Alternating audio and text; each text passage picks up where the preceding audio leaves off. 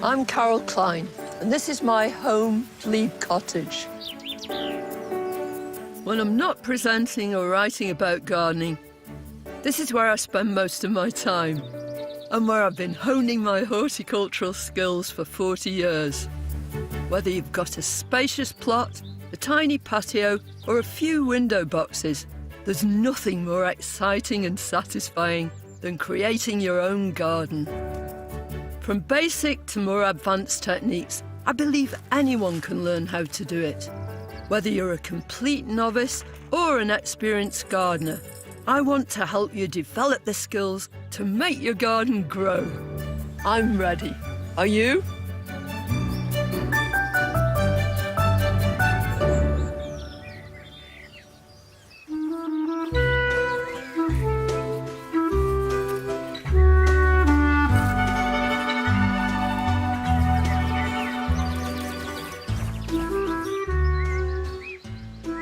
Hello and welcome back to the garden here at Glebe Cottage.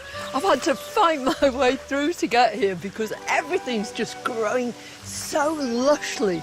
It's positively sultry. Right through the garden, all the plants I've planted are really going for it. But just look at this corner.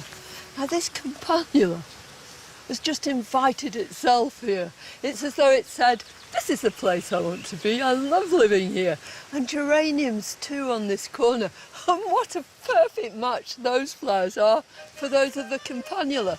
I'm really, really enjoying the garden.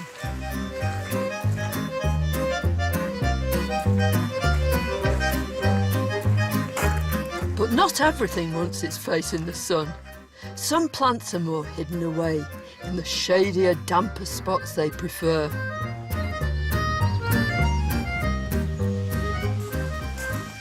As you come down from all these raised beds towards the caravan, beside it you come across the pond. At the moment it's almost hidden from view. You can hardly see it at all. Back in the spring it was a totally different scene. There were marsh marigolds in the corner of the pond with these big bright yellow flowers, but lots of bare earth, and you could see the water very clearly. But now how different it is. All these ferns have sprung up. There are grasses. There's mint, nearly as big as me, that was just this high in the spring. And the whole place has become its own little world, its own secret place. Hidden from human eyes, but I'm sure the wildlife are really enjoying it.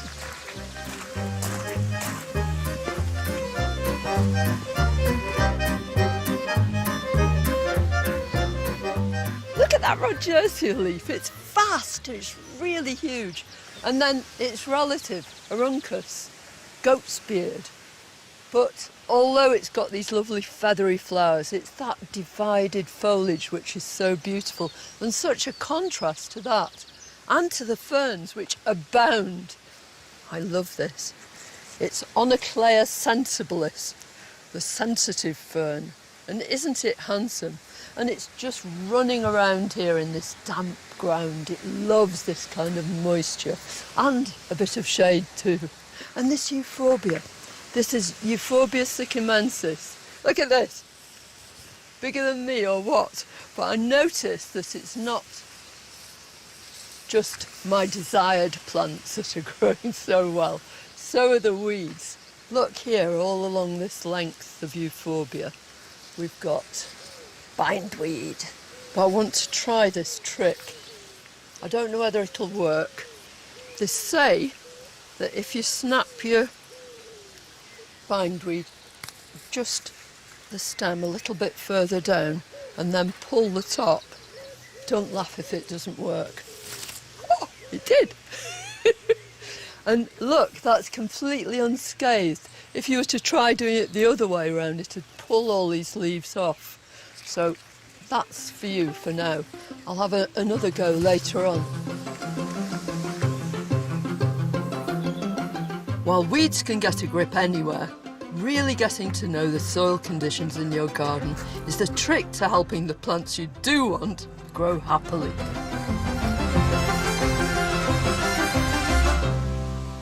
Now, in this area, below the pond, there are 3 quite big, substantial trees.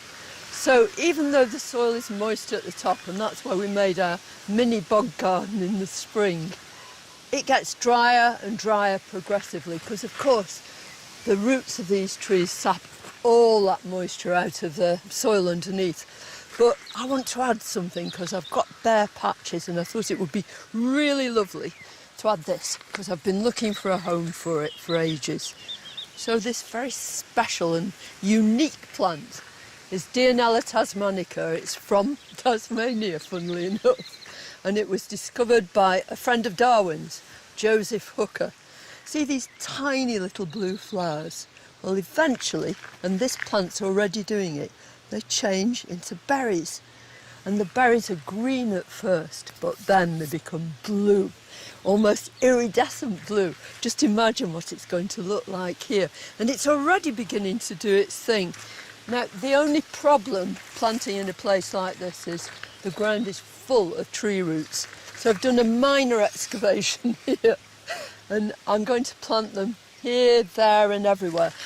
So having literally rooted around in here and made a hole that I think is big enough. Doesn't need rich soil, and it'll cope with a semi-shady spot very happily.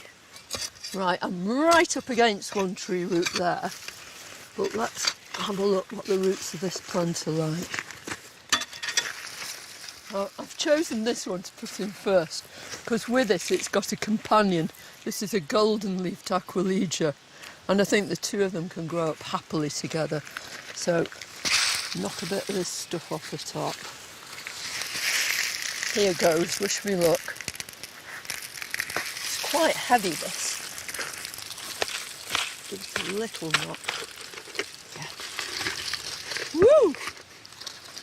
Look at those lovely yellow roots. Isn't that brilliant?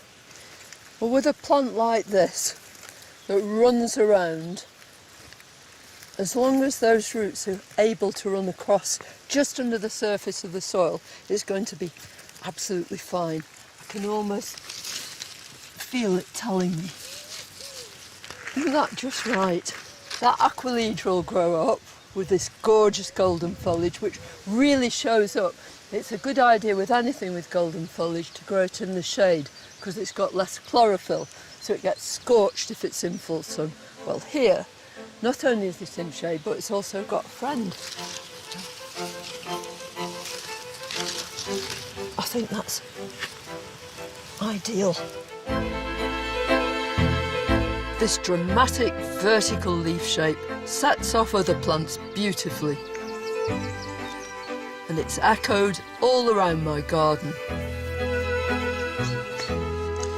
In this lovely corner are these wonderful strap-like leaves of one of my favourite irises.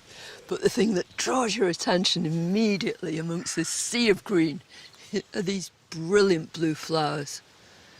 This is Iris Gerald Derby. It's one of my all-time favourites. Earlier in the year, its foliage is stained with blue from the base upwards. It's a total delight. But then, when these branching stems come out and at their ends, these exquisite, these beautiful blue flowers, I love the contrast between these broad blades and then the much finer foliage of the Hacanacloa in front of it. That moves around much more wistfully in the wind, while this foliage rises above it, and then everywhere, here and there, these big sparks of brilliant, brilliant blue.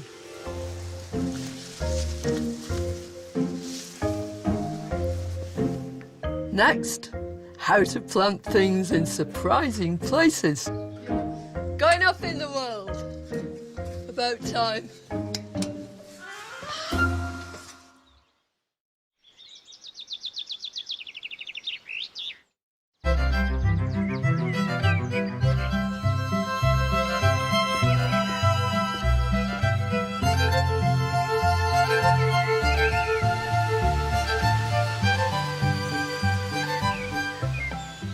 All over our islands and other parts of the world too. Alongside every waterway, every canal, river, pond, lake, stream, damp ditch, you'll find this wonderful plant, Iris pseudochorus, yellow flag. It's one of our 2 native irises. Now it flowers during the summer with these bright, vivid yellow flowers. But this year has been very early, and we're so lucky because these 2 flowers have hung on just for us, so we can show you their beauty. Now we're in the midst of this beautiful cultivated garden, but here and there, around the edges of the lake, wild plants, Iris pseudochorus, this gorgeous Mimulus glutinosus, which isn't actually native, but you find it everywhere alongside water, have been given their head. And even when the flowers of this lovely iris have faded, you can't help but admire these leaves. Look at that, straight as a die, these glorious sword-like leaves. Don't they look wonderful mingling here with these other brilliant yellow flowers and the grass above? And above that, the sky. Iris was the Greek goddess of the rainbow. It's said that she stretched her rainbow from the gods above in heaven to us mere mortals down below on the earth. And what a name for this group of plants, because of course they have the most kaleidoscopic range of colours. It's difficult not to fall in love with one iris or another. And whatever your garden situation, whether it's damp, whether it's dry, whether it's exposed, whatever it is, there's an iris that's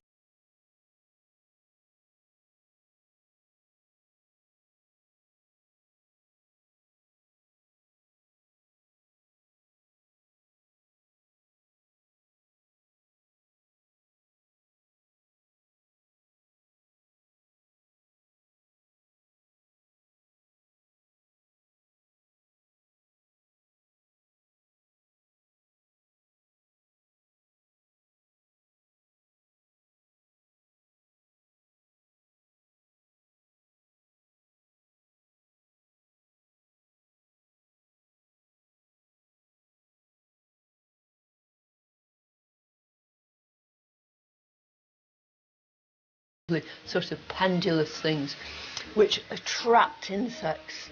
And bees have an extra receptor in their eyes which can detect even more ultraviolet light, so they see flowers quite differently from us, much more vividly, much more brightly. So all these lines will be very obvious, very distinct.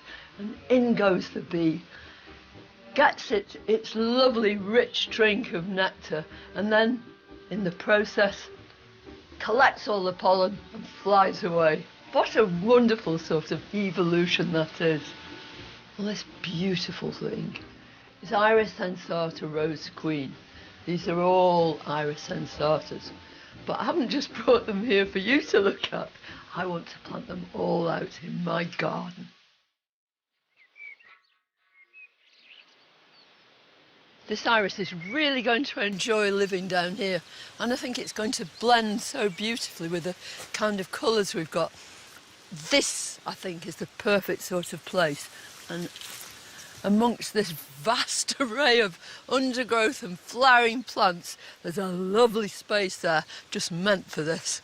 And the soil here is just perfect. It's always damp, it's always on the moist side. It's heavy, but it's had loads of organic matter in it. So I'm just going to, quite simply, having actually found a space, I'm going to dig a hole and put it in here.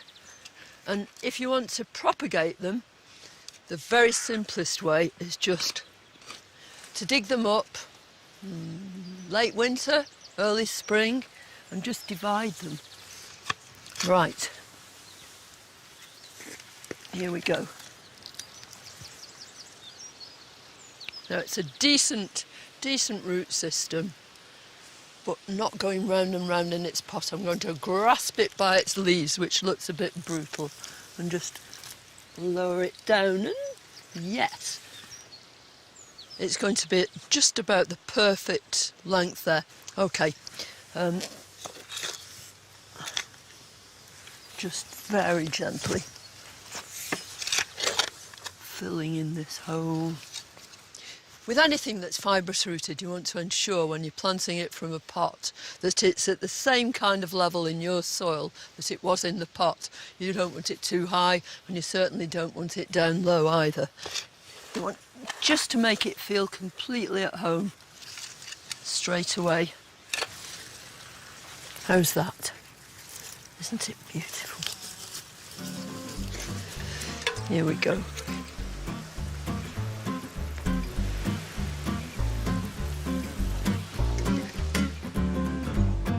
These will make a wonderful display in the garden, but sometimes you need a bit of drama inside your home as well, and the Iridaceae family are perfect for that. Well, some members of the iris family whisper, and some of them sing sweetly, but gladioli just shout. There's nothing about them which is subtle or refined. They're big, they're obvious, they're brilliant, brilliant colours, and they make the most marvellous cut flowers. So if you want to grow them, best place probably is in the vegetable garden or somewhere where they're just in a little row. But what they need is good fertile soil and above all sunshine. And the time to cut them or to buy them is when these first flowers are just beginning to open up.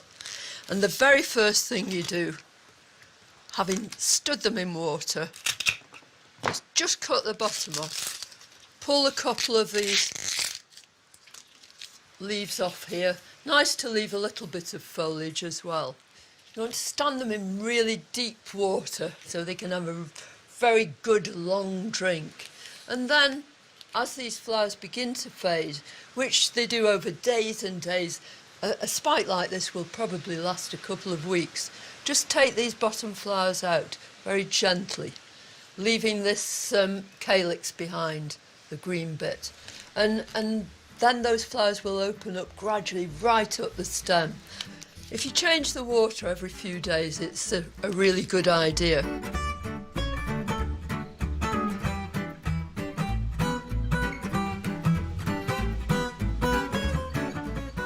But how about if you want to incorporate gladioli right into your own garden? Well, we've got Gladiolus byzantinus, which just sows itself all over the place. This brilliant magenta flower. But there are members of the cultivated varieties that are absolutely lovely. Look at these. Aren't they dinky and dainty? So these are members of the Gladiolus colvillei group. And I love to use them just mixed up with other plants. Again, put the corms in exactly the same way at the same time after the frosts are over, and up they'll come gently all the way through the summer. I mean, these are great. They're absolutely gorgeous. They're almost sort of garish. They're brilliant. They dazzle. And these are subtle and dainty. Just depends what you like.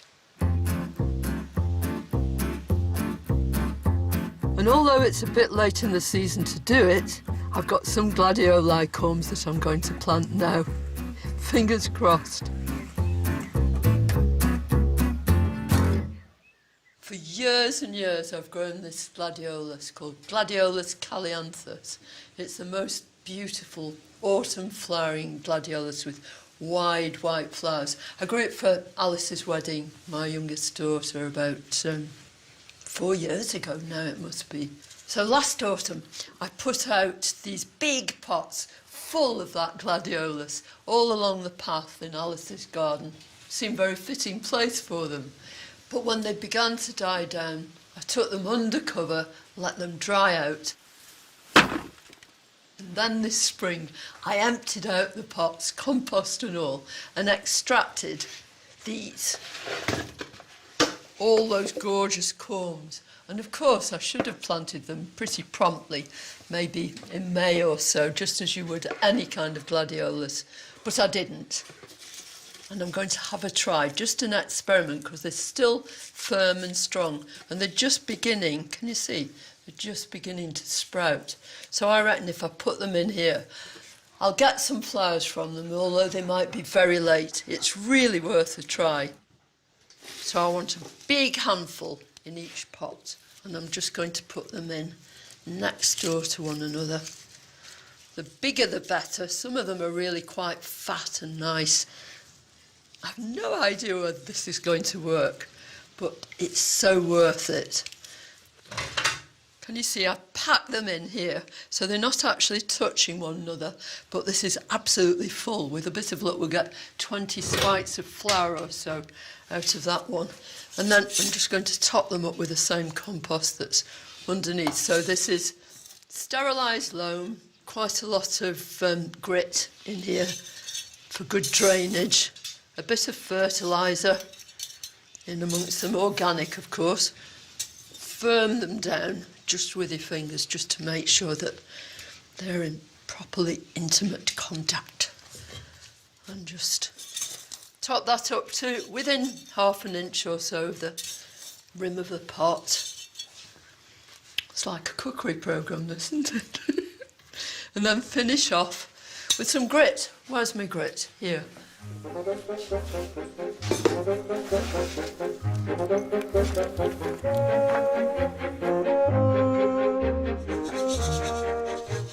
I'm going to really give them a thorough soaking. And then I'll probably keep them in the greenhouse until they start to shoot and I can see those shoots coming through the top.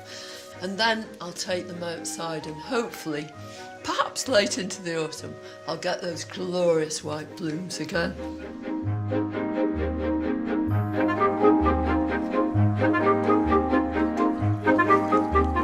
While pots make a wonderful display, it's also fun to find more unusual spaces where the right plant might thrive.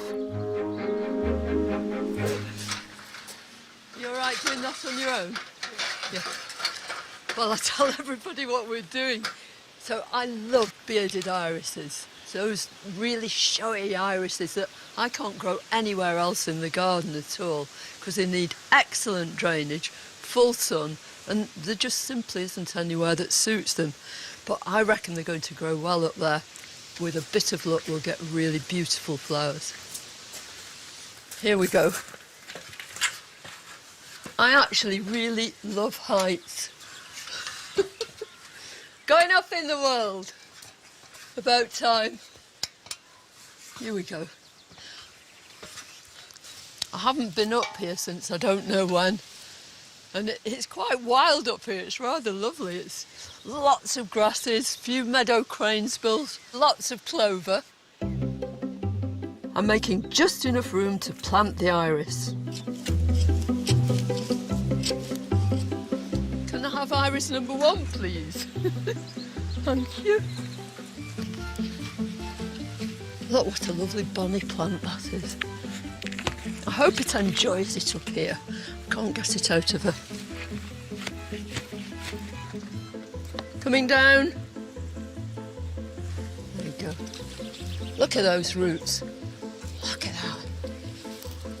I think it's going to love it up here. And now I'm just firming in the roots and leaving the top of the rhizomes exposed to the sun. The whole idea is that the sun bakes the rhizomes and that's what helps the plant produce flowers. And I'll still be able to see the flowers when I'm down below. Or up above.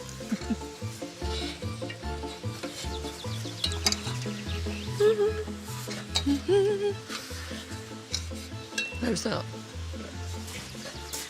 Oh look, you can see the edge of it. I've left my fork up there.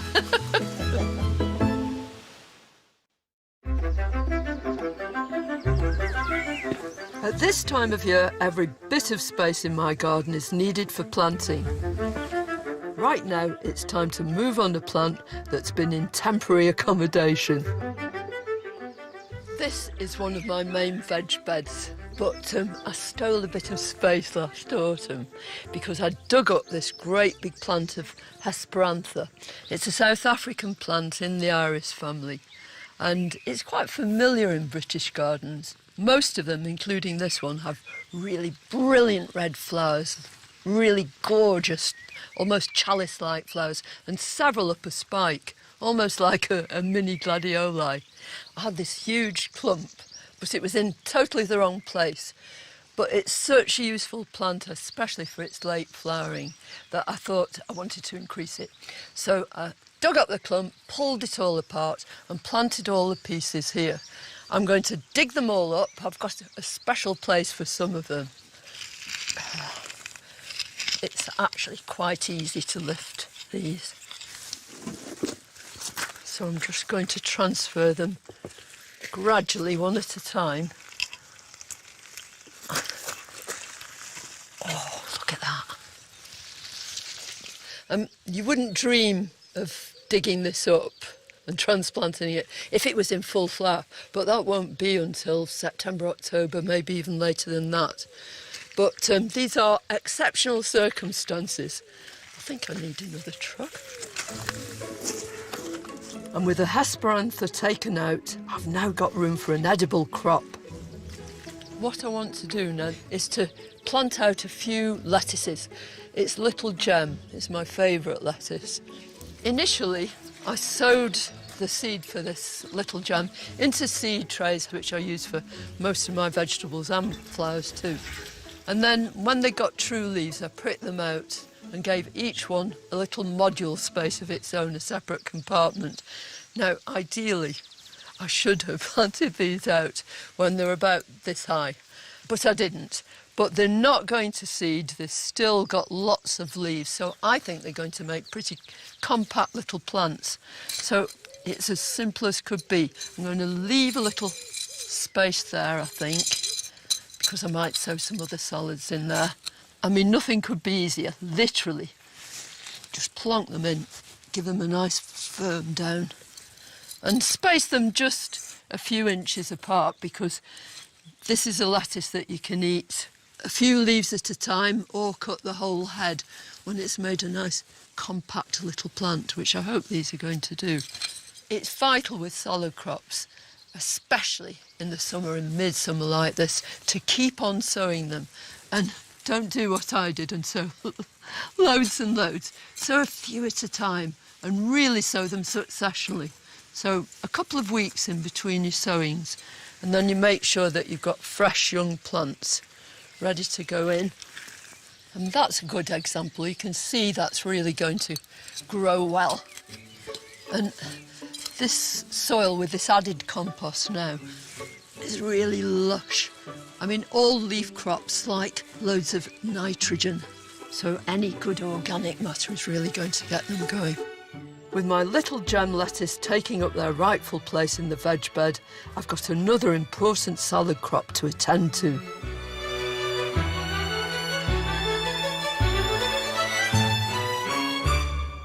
Now, this lot here, one packet of seed that I sowed about 8 weeks ago, and it looks like we're going to have a prolific crop. The great thing is that even at this stage, you can see the cucumbers. Look at this little tiny thing behind the flower. So here's the flower, here's the fruit, and eventually, I'm not saying we'll get this big, but we'll have really decent cucumbers. But to support that kind of weight, the tendrils will help wrapping themselves around there, but also I need these strings. I need a step ladder for these. All I've done with this one is tie a big long piece of string right around the top of the pot. And because it's a tapering pot, I don't want that to drop down any further. And at the top, I want it sort of parallel and right around here. Now, these are bamboos that I've just tied in right the way across these sort of roof supports here. And I want that to be reasonably taut. That's pretty good. And then these tendrils will come out, latch onto this. If I've got side shoots on the cucumber and I decide I want them to fruit too, we can do some sort of cross supports here, so we can have a sort of cucumber macrame. I'll leave that bit there. That's a double knot, and that should be absolutely fine.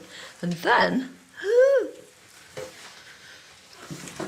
then I want some shorter pieces of string. think these will do.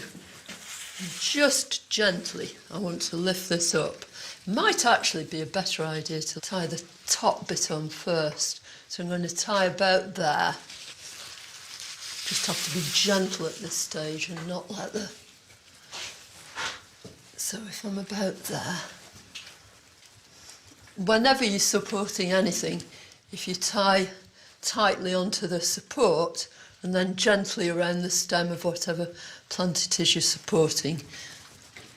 And when you tie this, if you just do it under a leaf node, and I'm just going to do my usual bows, because then if I need to undo these at any time, it's really easy, really straightforward. And I might give it a couple more just to get it going and set it on the right track. Probably doesn't need them actually, but I'll put one here because that'll make it even stronger.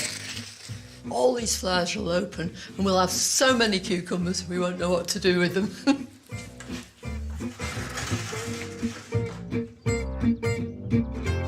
With the cucumbers well underway, I'm heading to the potting shed to get another crop started.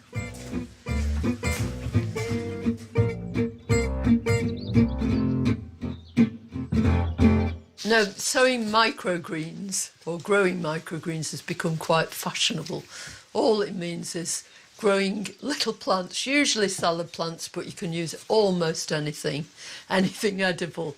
Just sowing them into a seed tray or any kind of container and then letting them grow up until they're just a couple of inches high, if that, and then taking your scissors, chopping them off, eating them, really enjoying them, and then those little plants will carry on growing. So you can keep on cropping them for a matter of weeks, possibly a couple of months too.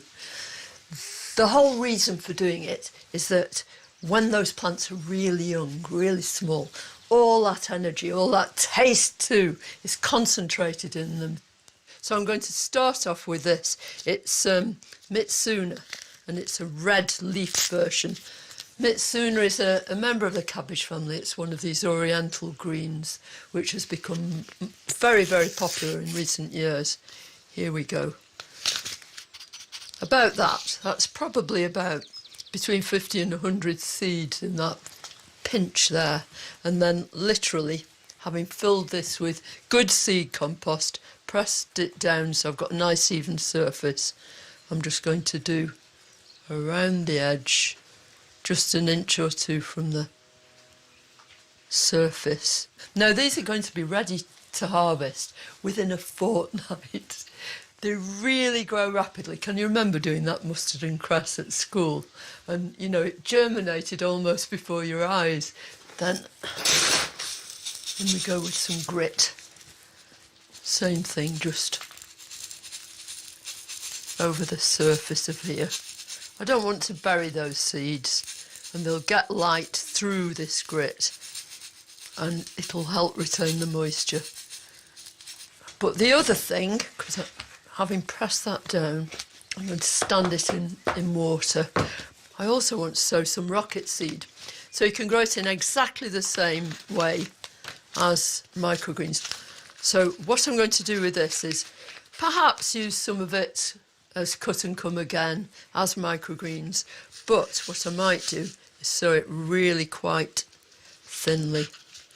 And then when it starts to grow and it's got true leaves, what I can do is just cut it from here or take a few of the plants out, give each one a little compartment in a module tray, and when they're a decent size in their own separate compartments, I'll transplant them probably into that big concrete trough.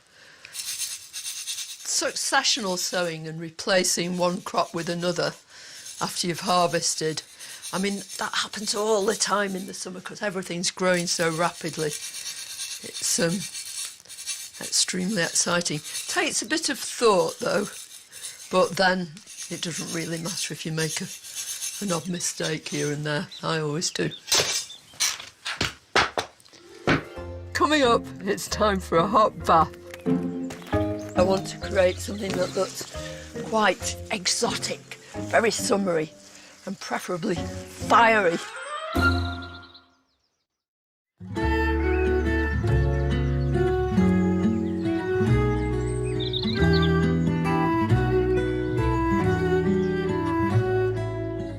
Now, this is the way I come out of my house every morning. This is where my garden greets me. It's quite a sort of intimate, out-of-the-way kind of place. And I like to have a few pots around, but over here, there's something else. And this is a really splendid old copper bath.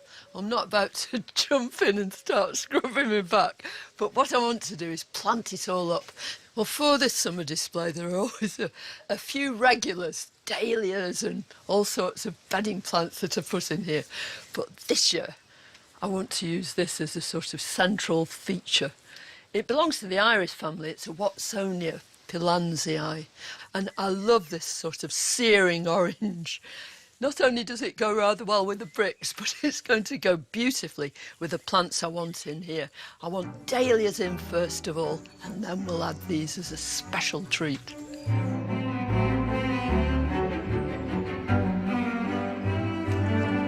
Well, the whole idea with this bath is that I want to create something that looks quite exotic, very summery, and preferably fiery.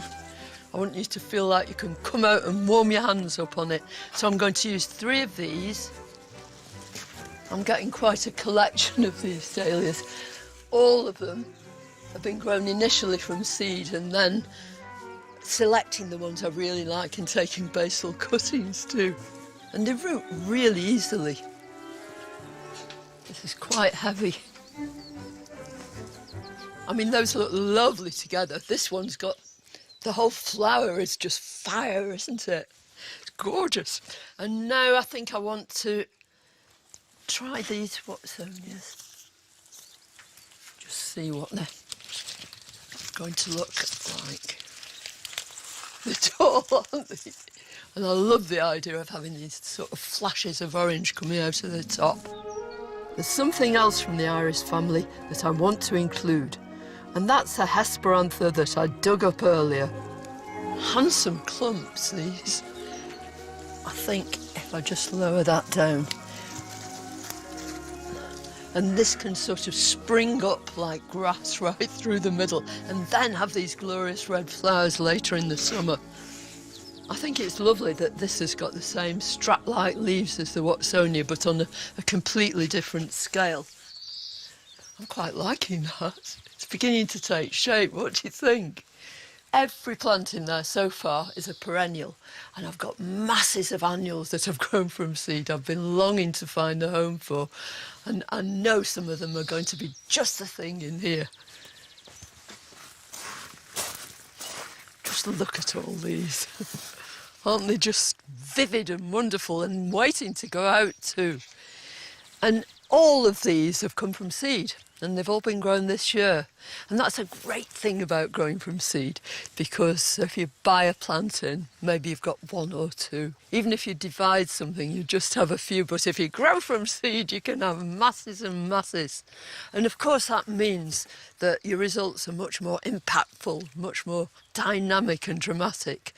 There are 2 different sorts of marigolds here. These ones, Tagetes or French marigolds, I've got 2 different varieties. I love this one, Burning Embers, with dark, velvety crimson flowers with a little orange ring around the edge. And then this one's Harlequin. You can see why, because it's bicoloured. Petals of yellow and then maroon right the way around the flowers. I think it's very exciting. But these are a completely different kettle of fish, even though we always refer to them as marigolds. They're often called English marigolds, or sometimes pot marigolds, and that refers to the fact that way back, if your meat was a bit dodgy and you were making a stew, you'd chuck in a couple of these flowers just to make it taste much, much better. These are hardy annuals, so you can sow them directly into the ground, either in the autumn or in the spring. But in my case, I decided to sow them all in a little tray and then prick them out individually and grow them on in pots. So I've ended up with these quite nice, chunky little plants. and they're just perfect to go into containers like the one we're planting now.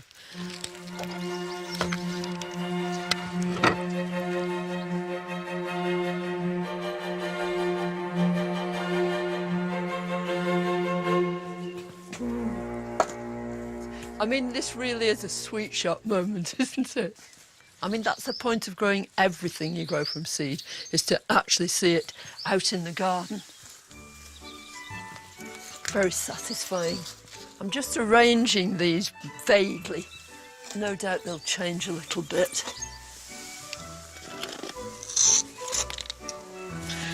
Isn't that gorgeous? Now, this is cheeky, isn't it? Putting that vivid pink in the middle of there. But that's what makes the more sort of yellowy oranges really zing. I've got another plant too that I want to put in the front here, and it's not what you're expecting. What do you think these are? The sweet potatoes. Aren't they great? I've never ever grown them before, but when they started coming up in these pots, I just thought, they're such lovely plants, aren't they? Beautiful heart-shaped foliage, and some of them with these chocolatey leaves. And they scramble, they grow huge, but the growth will be restricted in here and they'll all tumble over the front. Well, that's a theory. Just look at those lovely chocolatey leaves with those of the dahlia, but completely different shape. So I'm going to put these around the edge. Lots and lots of them. I think the whole point about this is it's random. I'll call it informal, it sounds better.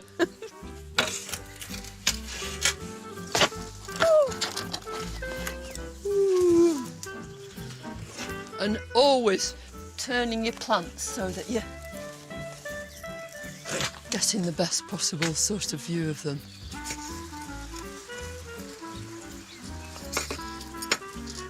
Having a nice tropical shower just to water everything in. Ideal. Plenty in the rain.